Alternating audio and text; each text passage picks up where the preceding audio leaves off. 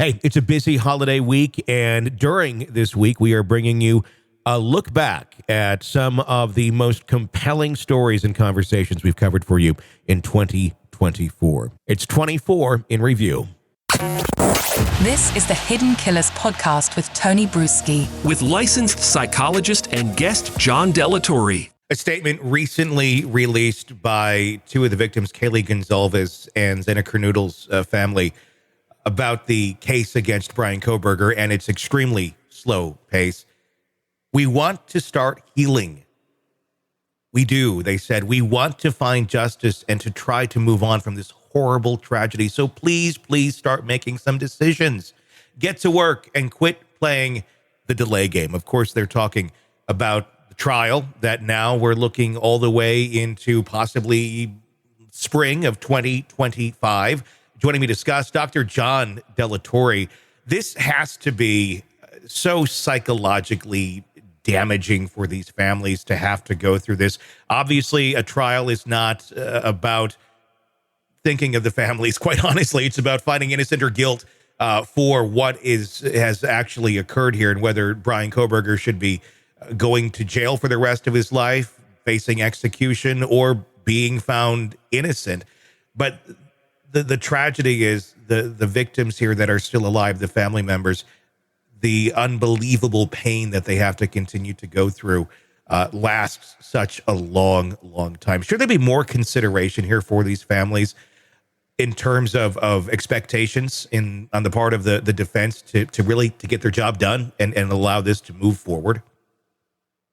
No, I think there should be more expectations on the judicial system moving quicker for those individuals who won't get justice at all. I mean, to be honest, this is moving as fast as a case like this was ever going to move. Mm-hmm. Yes, there is a thing of a speedy trial, but that's not for the victims, right? Sure. That's for the defendant in the case, right? Our laws are built so that when you are a defendant in a case, right, when you are charged, you have the opportunity to have a defense already set up, that no one is rushed, no one's going to be railroaded. There are marginalized groups who will always get railroaded, who will never have the time that they need. I understand that these families want an element of closure when it comes to criminal responsibility. But the reality is that a case like this was always going to take an amount of time. And for them, using the theory of relativity, time was going to move slower for them until this case got resolved. But in actuality, it's moving as fast as it was going to move. And I understand that, and I agree in a lot of those points. We're talking here now, almost to be 3 years since the murders took place, if the trial does in fact start in spring of 2025. Bill Thompson, who's the lead prosecutor in this, stating, we've already gone through 95% of the evidence. He's the one that really kind of wants this to get moving more.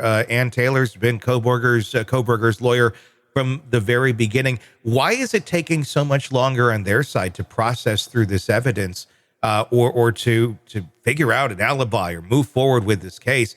One side seems to have gone through it. The other side, taking their time. And I get they need to, but we're talking about one night here with one man. Why does it take 3 years to figure out what happened that night? Oh, well, there are plenty of reasons why. We're back to this. Yes, it's one night with one man, but there are 4 different victims plus 2 extra ones that are still technically a party to this, but weren't a real murder victim. So there's so much in terms of breaking down the science of the evidence that the defense needs an opportunity to present a counter argument. Now, again, he doesn't have to say anything, right? Kohberger's attorney, right? You are cloaked in innocence, right? So you don't have to say anything. You don't have to do anything. You don't have to present a defense strategy. However, there has to be an element of reasonable doubt. And I think that in order to present that, it takes the defense a little bit longer to see the holes in the case versus a prosecutor just trying to get through that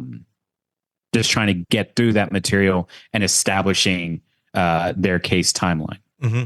And that makes sense. It's more so, it is battling that very much. If there's not a clear alibi, you need reasonable doubt. That's what's going to set you free if, in fact, you are innocent. If Kohberger does have an alibi witness, which has been claimed in the past, where is he or she? And why would they not want to materialize that faster, quite honestly? Because imagine if you have an alibi witness, a hearing could take place, something could be done where he could be exonerated if we can truly establish that as a really solid alibi witness. Or does that speak more to maybe there's an alibi witness, but it may not be the most solid of an alibi witness? Yeah, there are all different kinds of reasons why it would be hard to establish the presence of an alibi witness. Maybe the person, I don't know, they're trying to firm up their story. I mean, there are all different kinds of reasons why something like this would be delayed. But you would imagine, right? The expectation is that if this was a solid witness without any issue, then it shouldn't be a problem to just get that information out. So it suggests then that this witness, whoever this is, there might be an issue with which the credibility of that witness needs to be addressed prior to that person being announced as a witness. Want to listen ad-free? Want advanced access to all of our interviews before anyone else? Become a True Crime Today Premium Plus subscriber on Apple Podcasts. You get every episode commercial-free, so you can binge on true crime until you can binge no more. Search True Crime Today Premium Plus on Apple Podcasts now, or go to our podcast page and sign up now. More of the Hidden Killers podcast next.